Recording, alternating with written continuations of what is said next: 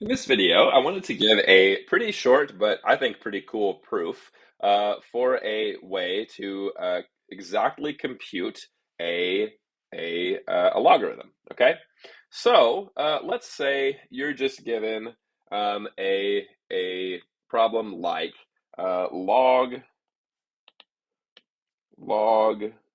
base 6 of 8. Okay. And well, we can do this as x here. Okay. So we can think of this as 6 to the x is equal to 8.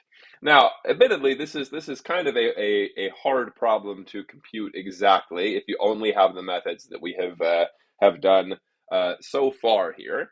But let's see if we can get a little creative in how we solve this here. Okay, so I'm gonna give you a different example, a different set of numbers here. We're gonna use letters actually. So let's let A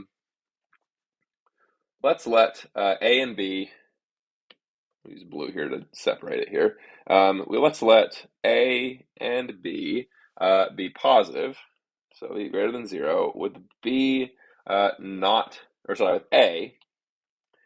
with A not being equal to 1. Okay. Then we have log base A of B is equal to x would imply that A to the x is equal to B. Okay, so if we want to find out what x is in any situation, all we have to do is a little bit of algebra and some of the basic log rules that we just learned in the previous video. Okay, so hopefully we would agree if since we can do anything we want to both sides of an equation, we could say that we could keep this equation balanced by taking the log of both sides of this equation. So we have log of a to the x equals log of b.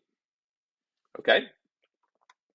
All right, so now all we have to do is use the log of a power property to bring this x out front here. So we can rewrite this as x times log base a is equal to log log of b.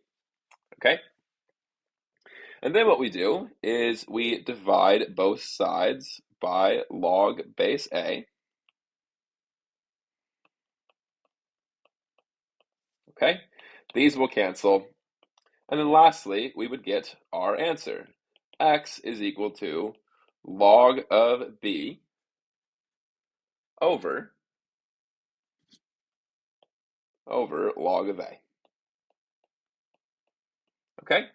So this is the proof for the general case here. So anytime you want to find if you, anytime you want to find the x value here, all we have to do is remember this formula here. Okay, so in this case here, if we have 6 to the x is equal to 8, then all we would have to do is write this as log of 8 over log of 6. So here, back to our problem, we would have x is equal to log of 8 over log of 6. And you would obviously have to use a calculator to figure out exactly what each of those are. And I believe your homework provides one for you. So once we do that, we have 1.16-ish. Okay, you're going to have a long repeating, probably irrational number here, but this is going to be the basic form here of our x value. So there is a quick tool you can use for computing the log um, of with certain bases of a number. Okay, so there you go.